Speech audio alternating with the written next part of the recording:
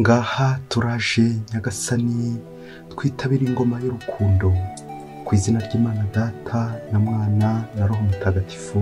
Amen. Amahoro bana b'Imana, nimuhumure, Imana iradukunda, ije kudukiza kuri wa gatatu w'icyumweru cya 29 mu byumweru bisanzwe, tariki 23 Ukwakira 2024. Ng'amasomo ajya kuduhuza n'Imana.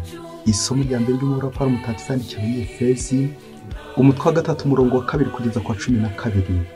Bavandimwe, ngira ngo mwamenye ingabire Imana yampaye ku buntu ari mwibigirira, kugira ngo isoze umugambi wayo, ikambishurira ibanga ryayo, nk'uko maze kubibandikira muri make.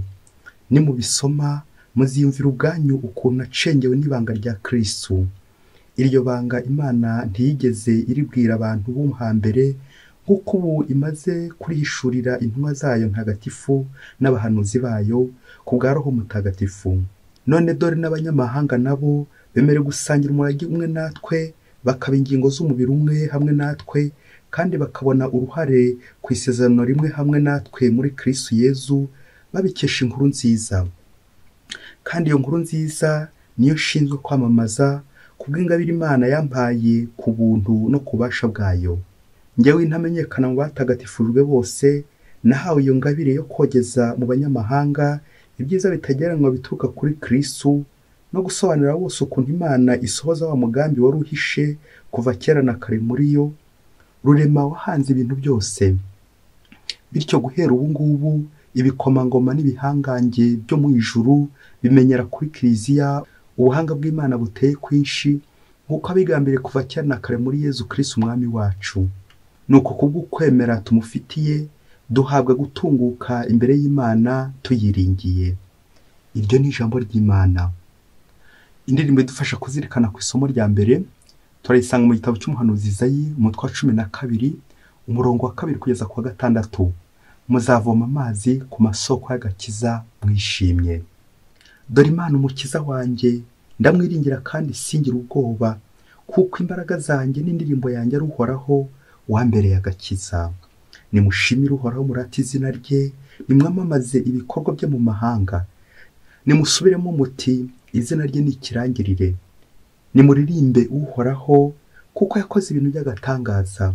Urangurijwe uvuza impundu utuye i Siyoni, kuko Nyir'ubutagatifu wa Isiraheli utuye iwawe rwagati ari igihangange. Muzavoma amazi ku masoko y'agakiza mwishimye. Nyagasani Yezu nabane namwe. Amagambo mu Ivanjili ntagatifu yanditswe na Luka, umutwe wa 12 umurongo wa 39 kugeza ku 48. Muri icyo gihe Yezu abwira abigishwa bati, musanzwe mubizi, yaba nyir'urugo yamenyaga igihe umujura azazira, ntiyareka bamupfumurira inzu. Namwe rero nimube maso, kuko umwana w'umuntu azaza igihe mudakeka. Petero niko kumubwira ati, mwigisha, nitwe uciriye uwo mugani cyangwa se uwuciriye bose? Nyagasani aramusubiza ati, murabona umunyabintu w'inyangamugayo kandi uzi ubwenge yabo wuhe, ngo shebuja azamushinge abo mu rugo rwe, maze ajya abaha umugabane wabo w'ingano mu gihe gikwiye? Arahirwa umugaragu shebuja azagaruka agasanga agenza atyo. Ndababwira ukuri, azamushinga ibyo atunze byose. Naho uwo mugaragu niyibwira ati, databuja aratinze, maze agatangira gukubita abagaragu n'abaja, akarya, akanywa, agasinda, amaherezo shebuja azaza umunsi atamwitezeho no ku isaha atazi, maze amwirukane nabi, amuherereze mu nteko y'abahemu. Uwo mugaragu rero wari uzi icyo shebuja ashaka ntakiteho ngo agikore uko yari yamutegetse, azakubitwa nyinshi. Nawe utazi icyo shebuja ashaka agakora ibidakwiye, wazakubitwa nkeya. Uzaba yarahawe byinshi azabazwa byinshi, n'uwo bazaba barashinze byinshi azabazwa ibiruta iby'abandi. Iyo ni Ivanjili ntagatifu.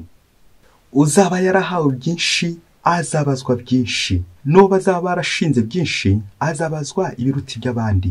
Amen. Bayoboke b'Imana, nimuhumure, nimugire amahoro, mukomere, Kristo yaratsinze. Aha tugeze ni kuri buri munsi. Ufungure buri munsi, ufungure buri munsi, ufungurire abandi buri munsi, ijambo ry'Imana buri munsi, ineza y'Imana buri munsi. Buri munsi uhure n'Imana, buri munsi uhure n'abavandimwe. Ngiye ikiranga umuntu uvuye kwa Yezu. nuko yakize hanyuma agakiza n'abandi. Amasomo Kiliziya Umuryango duteguriye aratuganisha ku nshinga bita gucunga.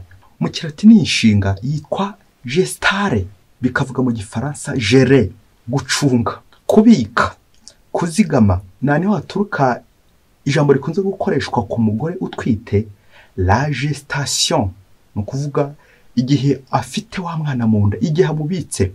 Burya ikintu ubitse niba koko ari icy'agaciro, ni ngombwa kugikomeraho, nanjye kuvuga kiryamaho, ntuzigere ugishingukaho, ugakomeza ukagisigasira, kuko nyine kiba ari icy'agaciro. Ngo kuko tugomba kubika ubukungu. Iyo nshinga niyo tujya gutondagura muri aka kanya, ubwo ingingo yacu iraza kugira iti kuba maso ni ukuba inyangamugayo. Kuba inyangamugayo rero turaza kubona ko abantu benshi kuri ino si bajya badushinga ibintu byinshi. Bamwe twarangiza kubishingwa tugahita dushinguka muri byo, tumaze kubigira ubushingwe kaza kurangira nyine natwe tubaye ubushingwe. Iyo umuntu yagushinze ikintu ukagishingukamo, ntabwo ubushingwe gusa. Amasomo nagufashe inshingano ufite, uzishinguka umute cyangwa uzishinga ute. Ndakwifuriza gukomeza gucunga neza, wongere urebe ibyo ushinzwe, ibyo ujya ucunga, aho uri jera, aho uri manager, aho uri umubitsi, aho uri umucungamutungo, umucungamari, maze nawe wongere urebe uburyo ujya ubika ibintu. Ese gucunga kwawe harimo ubunyangamugayo? Kuba maso no kuba inyangamugayo. Hari amagambo akunze gukoreshwa ku bantu bacunga. Hari umucungamutungo, umubaruramari, nerize kuvuga umugwizatungo, ndetse n'andi twagiye twiyita bakoramo ntabure, n'andi menshi cyane. Ndifuza kugaruka ku magambo abiri, ijambo bita intendant n'irindi bita econome. Ubwo nza gutinda cyane kuri econome. Econome ni ijambo riva mu Kigereki rivuga ngo ecos nomos, bikavuga ngo les lois de la maison, le règlement de la maison. Ngo econome ni umuntu ushinzwe gutanga itegeko ryo mu rugo. Ntabwo ari gutanga gusa, ahubwo kuryubahiriza. Ni umuntu ushinzwe gushyiraho amategeko yo mu rugo, uko urugo ruza kumererwa. Nta kindi nyine n'amategeko kugira ngo urugo rumererwe neza. Ngo umuntu ucunga urugo ni ukugira ngo aho umurongo urugo kandi rugende neza. Kandi turabizi muri ino minsi kugira ngo ushobore gucunga bidusaba utuntu tumeze dutya, bidusaba amafaranga. Gucunga twaje twibutse bwa buryo butatu bwo gucunga: gestion financière, gestion matérielle et gestion humaine.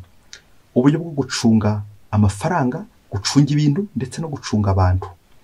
Ibyo bintu ko ari bitatu, ngo bibiri muri ibyo bishobora koroha neza, ibyo biri bya mbere. Ariko icyo cya nyuma, gucunga abantu, ni ikintu gikomeye cyane, kuko umuntu hari igihe umucunga kaza gusanga we ari kuguconga, ari no kugucenga. Nyamara gucunga umuntu neza ni ukumucungura. Nawe rero ndifuza amasomo aze kugufasha kureba uburyo ucunze urugo rwawe. Ese urugo rwawe urarucunga cyangwa ujya urucenga? Urugo rwawe urarucunga cyangwa ujya urucenga? Harimo ubuhemu cyangwa harimo ubudahemuka? Gucunga neza ni ukuba inyangamugayo. Uri inkundamugayo cyangwa uri inyangamugayo? Isomo rya mbere twazirikanye ryo mu Paulo Mutagatifu yandikiye Abanyefezi, turumva uburyo Paulo yakomeje gucunga, uburyo yabaye umwizerwa wa Kristo, bigatuma Kristo amuhishurira amabanga y'Imana. Ni umukiro w'abantu. Amabanga y'Imana ni uko abantu bakizwa. Plan du salut, nguwo umugambi w'Imana. Nka econome mwiza ni n'ijambo rikunze gukoreshwa mu yobokamana, yigamana, l'économie du salut. Ngo ni uburyo Imana igenda icugura abantu, igenda ikiza abantu, ikagenda ibikora buhoro. Na nicyo twumvise Paulo Mutagatifu yahishuriwe, ibanga ry'ugukiro w'abana b'Imana. Paulo ati, ngera ngo mwamenye inkabiri Imana yampaye ku buntu bwayo ari mwigirira, kugira ngo isoze umugambi wayo. None dore n'abanyamahanga nabo bemera gusangira umurage umwe natwe, bakaba ingingo z'umubiri umwe natwe, kandi bakagira uruhare ku isezerano rya Kristo, kugira uruhare ku nkuru nziza. Amen. Ako kantu umukiro utarobanura w'Imana, kugenewe abantu bose n'abanyamahanga, nguko gutarondora, utavangura, kugira ekonomize, gucunga neza, nuko Imana icungura abantu bose.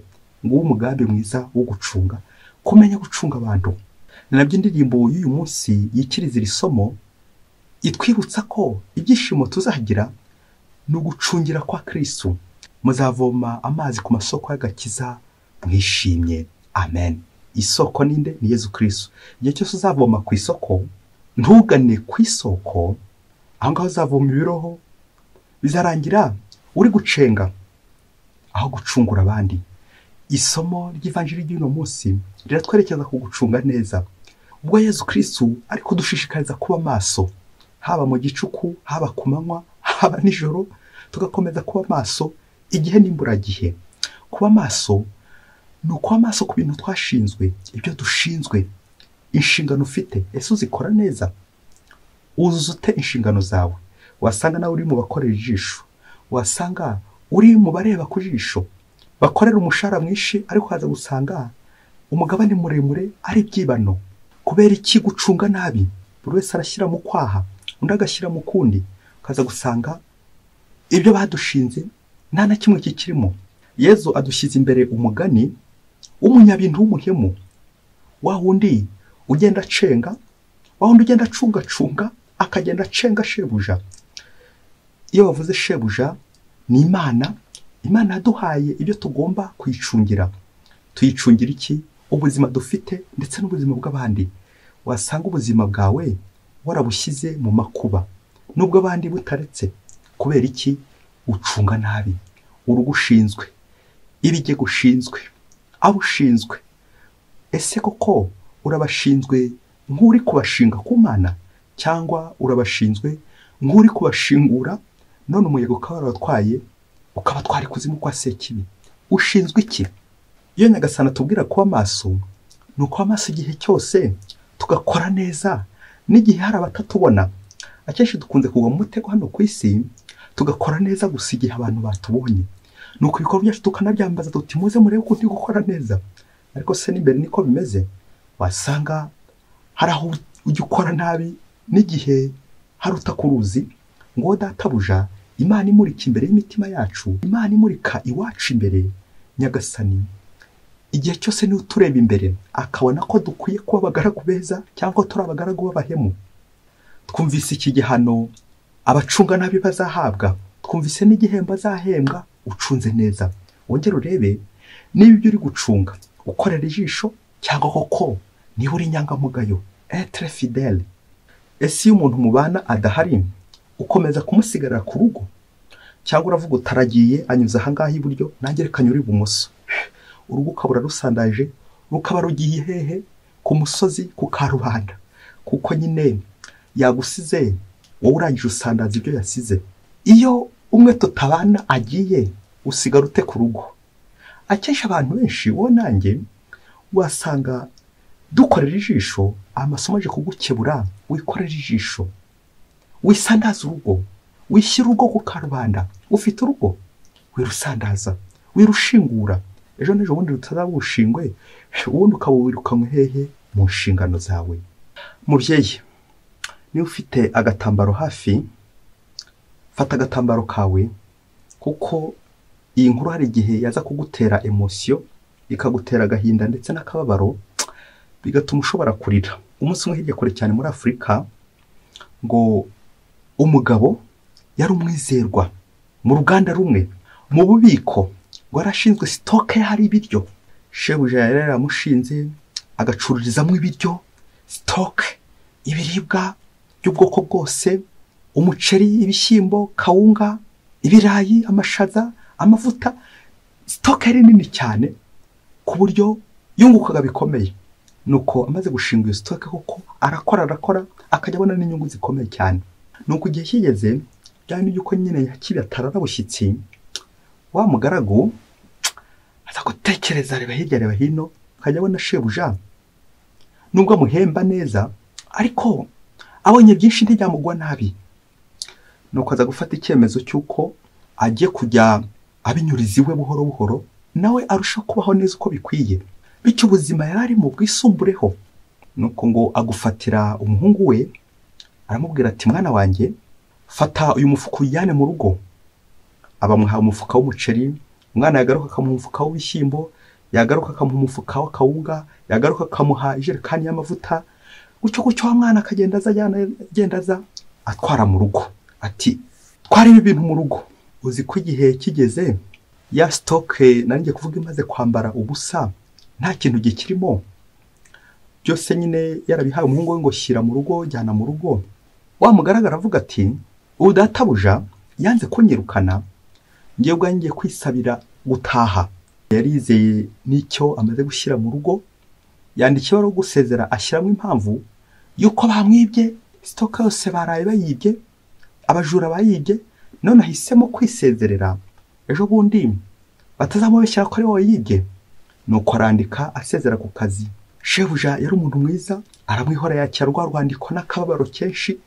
Uburyo umugaragu nk'uwo mwiza amusezeyeho ngo ntiyare nitaye uko bamwibye, icyamubabaje nuko umugaragu amusezeyeho, ndetse ngo yageze no kumwinginga ati nyaboneka garuka mu kazi, ibindi bintu zambishaka.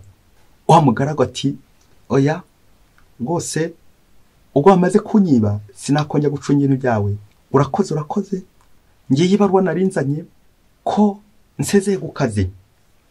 Nuko shebuja arayakira acyane kinega cyinshi, abajwe n'uwo mukozi we ugiye. Wa mukozi amaze kugenda ngo agera mu rugo, birumvikana yari yize ya stock ndende cyane, ya stock nini yari amaze gukora mu rugo, kwizamubeshaho imyaka n'imyaka, akabaho akama akadabagira. Nanjye kuvuga nkaho mukungu kibura ubwenge duherutse kumva, ubundi akamererwa neza. Nuko agiye kureba asanga inzu yambaye ubusa, nta kintu kirimo.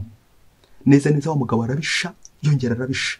Nuko hamagara umuhungu we, niko wagicucuwe, imifuka yose naguhaye, bya bintu byose naguhaye ngo ushyire mu rugo biri hehe, wabijyanye hehe?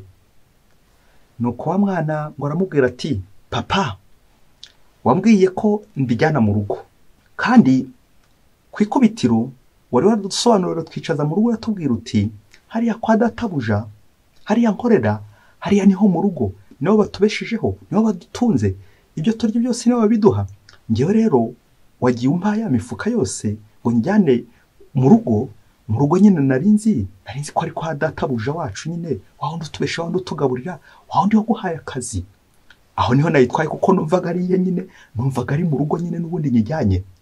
Neza wa mugabo apika krize, ubanza arahise ajya muri koma, kuko yibazaga ati akazi ndagataye, ya mifuka n'ubundi igiye kwa nyirayo, ibintu bisubiye kwa nyirabyo. Ubuse nduhiye iki?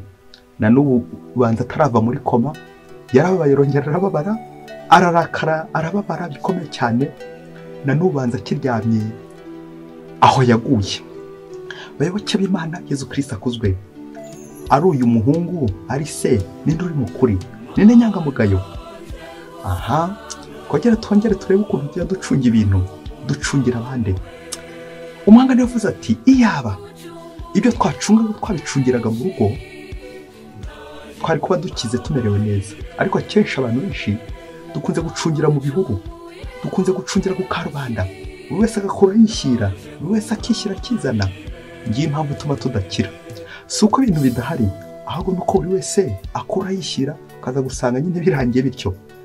Ngiye iki gihe nawe azagushinga stock, bakagushinga magaze, bakagushinga ububiko bw'ahari ibiryo, bikaza kurangira uriye wenyine, ukibagirwa kugaburira abandi. Bizarangira n'ubundi za nshingano ngize ubyibuze. Bayoboke b'Imana, urugo rwawe n'uruhe?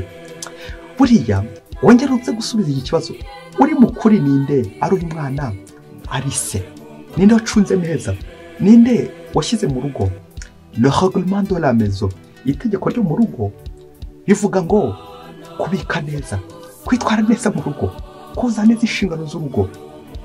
Ngo kuko nawe nutangira kujya uhisha, umwe agashyira mu kwanda agashyira mu kundi, zarangira urugo murushinguye. Urugo rwanyu ubikira hehe? Impamvu ibigo byinshi bigenda bihomba nuko ababicunga bahisha mu kwaha, bakura bishyira, bafata ibyo bigo nk'atari urugo rwabo. Yafataga icyo kigo nk'urugo rwawe, ntabwo nyine wakagombye kugihombya, ntabwo wakagombye kugisahura. Ucunge ahantu ucunga, uraza gusanga ikibazo gihari ari uko udahafata nk'urugo. Buri wese afashe ahaba nk'urugo yacunga neza nyine, dore ko nta mubyeyi wiba wakwiyibute se nyine. Umubyeyi wese akora hano gushyira mu rugo rwe ikizateza neza urugo rwe. Mubyeyi, gucunga no gucungira mu rugo. Ubuhemu akenshi bizarangira nyine tubabaye. Ushobora ukabeshya ariko bikazarangira ari wowe wibeshye.